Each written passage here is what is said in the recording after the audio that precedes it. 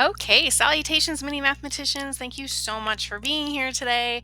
We're going to be doing 2.3a lesson, which is number line school, add and subtract rational numbers. And as you all know, rational numbers are all fractions of integers and some of the decimals. Only decimals that are rational that can be written as fractions are repeating decimals, like zero point 0.3 repeating is 1/3, and terminating decimals, meaning decimals that end, such as 0.25 or 25 hundredths. It can be written as 1/4. So if you need to pause the video to finish writing down your notebook purpose, please do so. Otherwise, you have a printout to be completing this lessons with me. And we're going to get right into it. So directions say simplify the following. So notice 1, 2, and 3 all have these bars around them. So those bars are called absolute value bars. So let's just make a little note. Those mean absolute value. And absolute value is the distance from 0.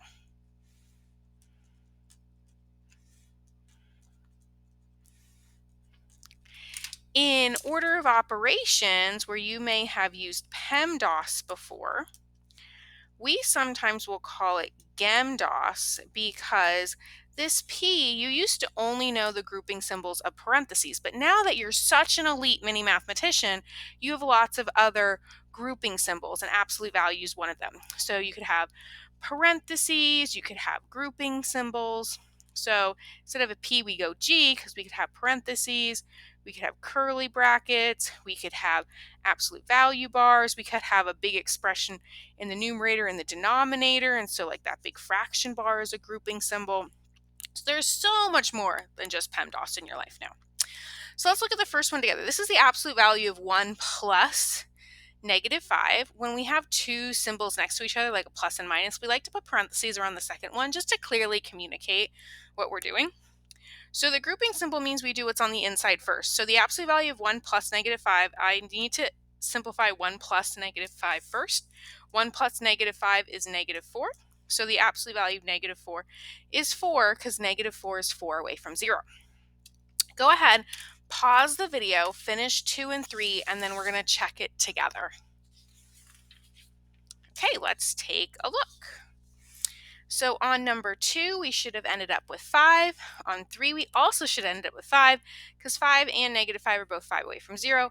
And know that distance is always positive. Even if I went and walked backwards a mile, I'm still traveling a positive distance. Nice work, mini mathematicians. Let's move on to the next problem. So the next one talks about an activity called number line school. So it's one big straight hallway, and the numbers in the classroom indicate the distance from the main office, which is at 0. So we're going to mark the location of the following classrooms on the map of Numberline School and label it the first letter of their last name. So whenever I'm looking at directions, I oftentimes like to look for the verbs. I know it's math class, not English, but we're going to mark the location. That's something they're asking us to do. That's a verb. And we're going to label with the first letter of their last name. So I'll help you out with the first one. The first one is Mr. Odin. He's at -3 and 1/4. So I'm going to go between -3 and -4, but I'm going to go slightly a little closer to -3. I'm going to mark it, and I'm going to put the first initial of his last name. Awesome. Go ahead and pause the video, finish marking and labeling all the other teachers and their classrooms, and we'll check in as soon as you're ready.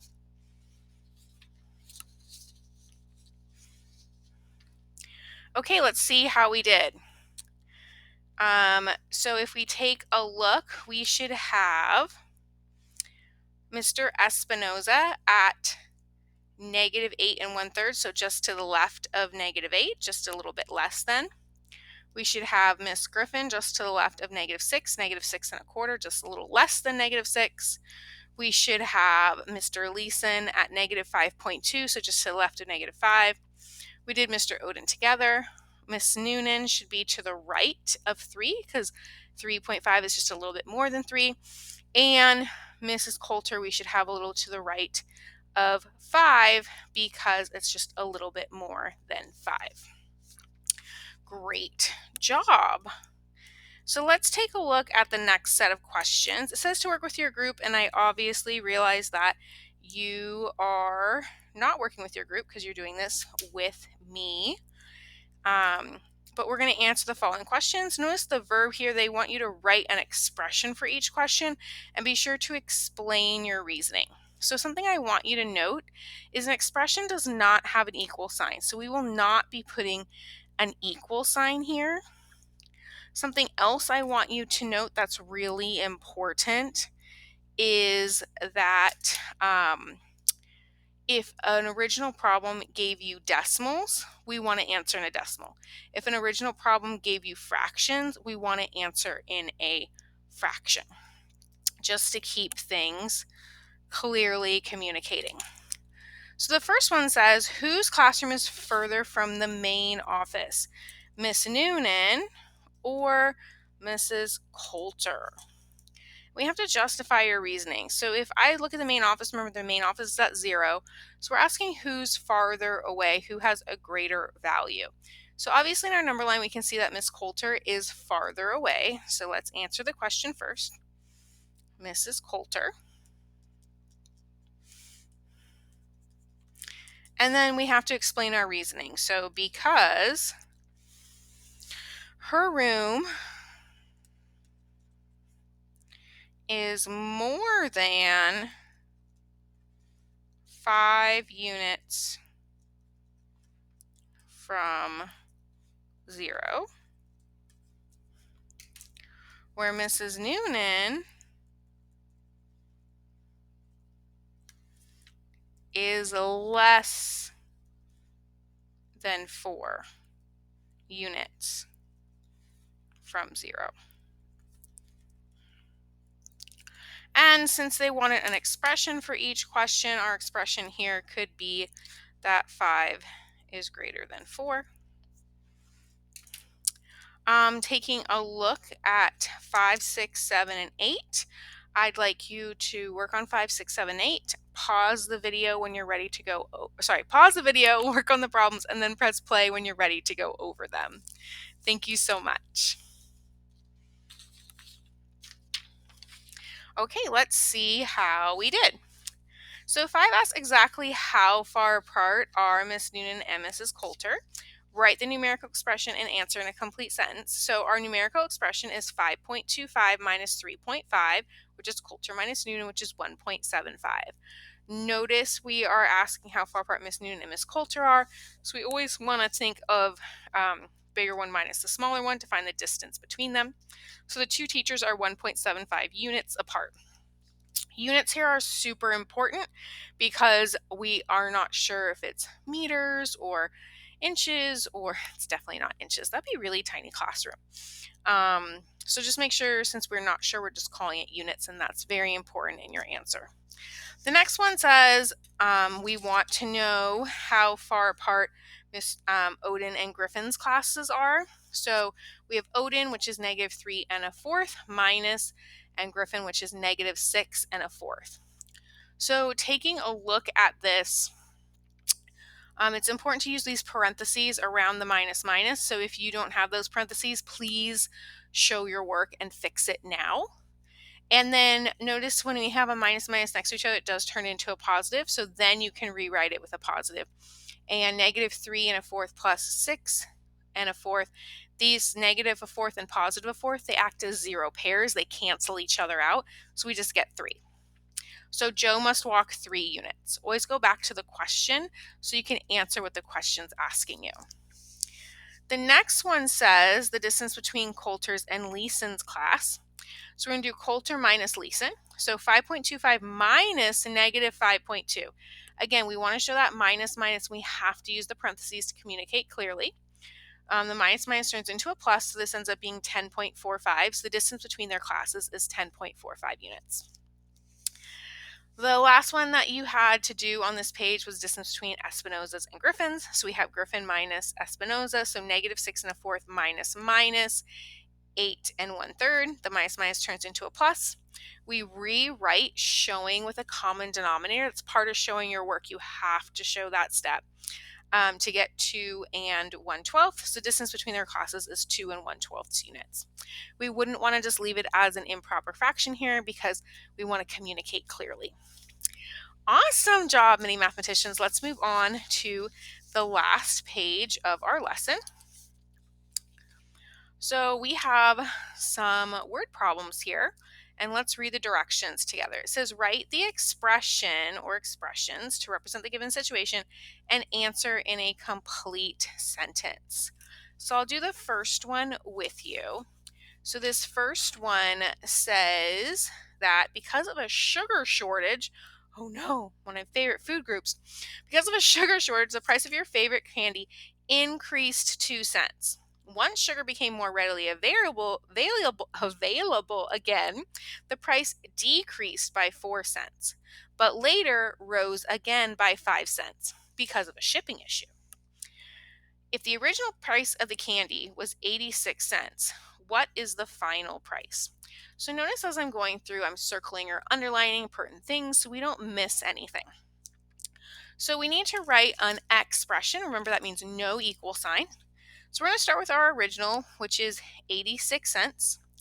We increased by 2, so that's going to add 2. We decreased by 4, so we're going to subtract 4. And then we increased again by 5, so we're going to add 5.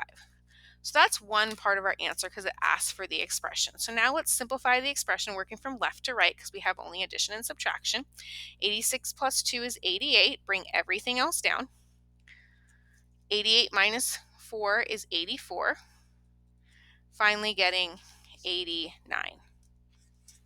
So it's really important in math that we're learning to work down our paper, especially for the rest of this year as we're working with equations and in 8th grade and for future math classes. This is how we communicate in math, working down our paper, going one step at a time. I don't want to see work all over this paper. This is how the work needs to be communicated. So we need an answer. So go back to the question, what was the final price? The final price of the candy was 89 cents. And the reason why we're going to leave it as 89 cents is because we want the units to match the original word problem. Great job, mini mathematicians. Okay, why don't you go ahead and work on 10? Pause the video, work on 10, and we'll go over it as soon as you're ready. Okay, let's see how you did. So 10 talks about what fraction of the class wanted to meet before school, since we surveyed the entire class. So taking a look here, we have one expression of 1 minus, in parentheses, 1/2 plus 1/5, or you could have 1 minus 1/2 minus 1/5. Again, we want to show our work working down our paper. So one option is making them all have a common denominator of 10 and then subtracting down, or figuring out 1/2 plus 1/5 and then subtracting that from 1 whole. Again, your answer is 3/10. So 3/10 of the class wanted to meet before school. So number 11 is super important, many mathematicians. Like, we are talking showing up on exams and dots, and it's so important. We're going to show this in our notebook. So go ahead and grab your notebook. Shouldn't be too far away because we just wrote the purpose on there. I'm just going to fold my paper so that we can use the top. So this is number 11, and this is called a margin problem. Might want to put some stars around it. Okay, so a brand new mystery novel has pages that are 7 5/8 inches wide by 8 1/12 inches tall. The printed area is 5 3/4 inches by 6 1/2 inches. If the top margin is 3/4 inches and the right margin is 1 inch, find the measures of the bottom margin and the left margin. Hint, draw and label a picture. Remember, margins do not all have to be the same size, because it's a mystery novel, you guys, not just like an English paper you're writing for your favorite teacher. Okay, so here, what's the important stuff? So first, we know that the pages themselves are 7 5/8 inches wide by 8 1/2 inches tall. So we're going to draw that into our notebook.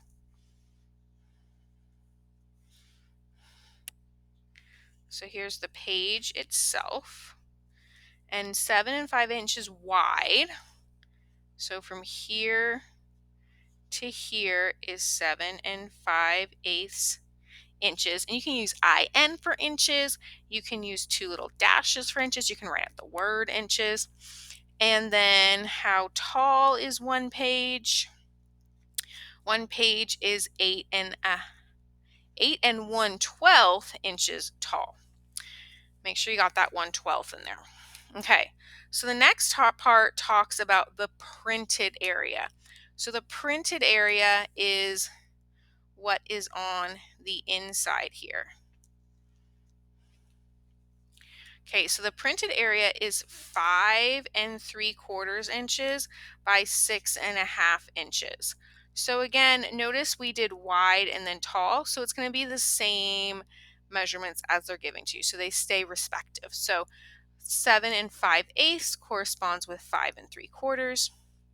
So from here to here is 5 3/4, where from here to here, for how tall the pages are 6.5. And these are both in inches. Very good job keeping up. So the next part says, it tells us what the top margin is.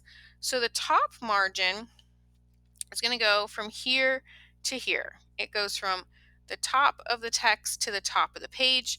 And we know that that is 3/4 inches.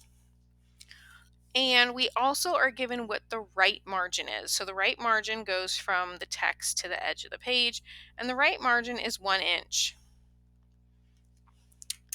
And what we're asked to find is the bottom margin and the left margin. So the bottom margin goes from here to here, and the left margin goes from here to here. So we don't know what the left or the bottom are. So we're going to organize our work to be as neat as we can. So let's first start with looking for the bottom margin.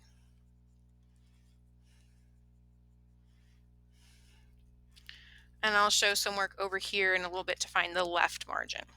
Okay, so the bottom margin is this amount. We know this entire amount, and we have the amount for this total. So if I take the 8 1/12 and I subtract this total, I'm going to be left with what's left over here. So to find my bottom margin, I'm going to take 8 1/12, and we're going to subtract the 3/4 added to the 6 1/2. So this is our expression for the bottom margin. Okay, so let's do some work to find this bottom margin. So the bottom margin, first thing I'm going to do is I'm going to rewrite what's on the inside to have a common denominator. So I'm going to leave this as 8 1/12. And 3/4 and 6 1/2, we're going to keep the 4 as the common denominator. So 2/4. So it'd be 8 1/12 minus 3/4 plus 2/4 is going to get me 5/4. So we can think about this as 8 1/12 minus 7 1/4. So for a common denominator, 8 1/12 minus 7 1/4 is equal to 3/12. Notice I can't do 1/12 minus 3/12, so I'm going to borrow one whole from the 8 and make it a 7, which means I'm adding 12/12 to 1/12, which makes 7 13/12 minus 7 3/12. 7's cancel out. 13/12 minus 3/12 is going to get me 10/12, which of course we simplified to be 5/6. And of course, are there other ways you could have gotten that answer? Sure, that's just the method I chose to use. Okay, so now we need to find the left margin, we want to organize our work so that we can find the expression for each margin we're looking for. So the left margin is what's right here. So what we have is we know this entire amount, and we can find this total. And what's ever remaining is the left margin. The left is what's left. Okay, so let's take a look at what we're doing. We're going to take all of 7 5/8, and we're going to subtract the total of 1 inch and 5 3/4. So 5 3/4 plus 1. Okay, what I'd like you to do is I'd like you to finish up the left margin and write your answer in a nice sentence, and pause the video to do that, and then we'll restart the video and we'll check out your awesome answer. Okay, so let's see how we did. So with the left margin, you probably found out that it was 7/8. So we have the left margin is 7/8 inches and the bottom margin is 5/6 inches. Yay, good job. Don't forget to have units in your answer for both of them. Just don't say 7/8 and then 5/6 inches. They both need the inches on them. Cool, we are almost done. So we're getting into one of my more favorite problems. This is pretty exciting because it makes you think about adding fractions a little more abstractly. So each symbol represents a different whole number, and find the whole numbers which make both statements true. So by having whole numbers, a whole number means there's no fractions and no decimals. So no partial numbers. And there's no negative numbers.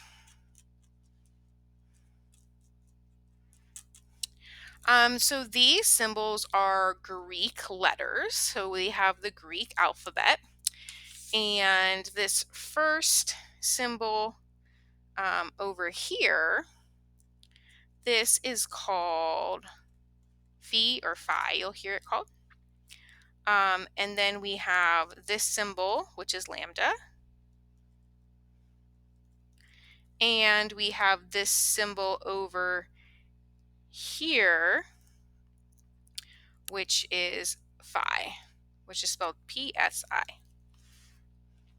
Cool. Okay, so let's take a look at this first question. So we have 1 over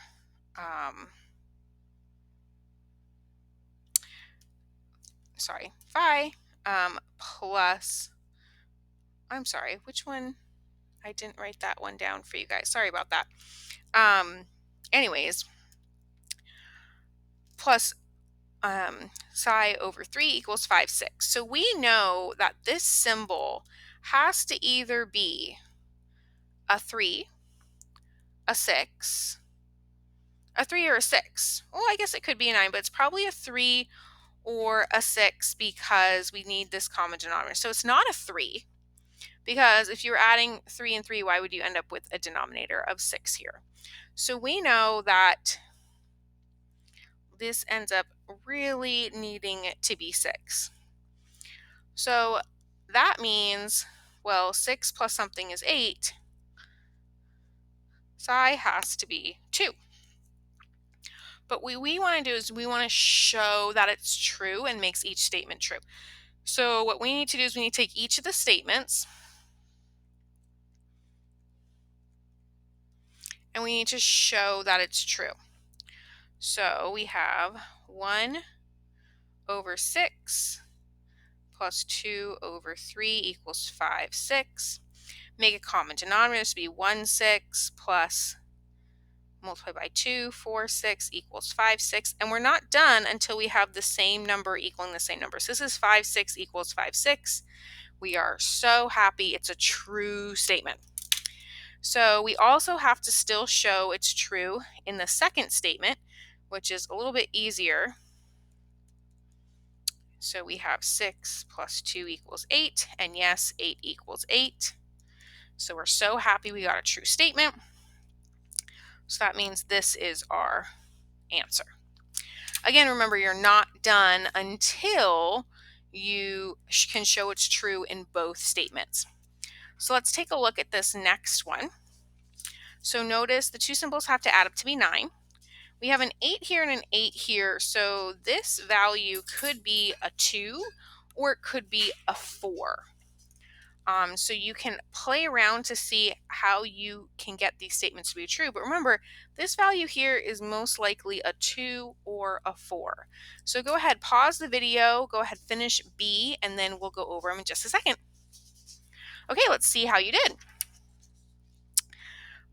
For this problem, we have that phi is 5 and lambda is 4. And again, we needed to show plugging in to both statements till we get a true statement with our values. And we did it, so we got a right answer.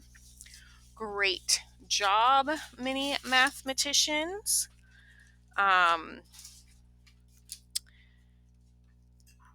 Have a great afternoon. Do your best, be nice to everyone, and we will tell you what your reflection is in class. Thank you. Bye. Great to see you.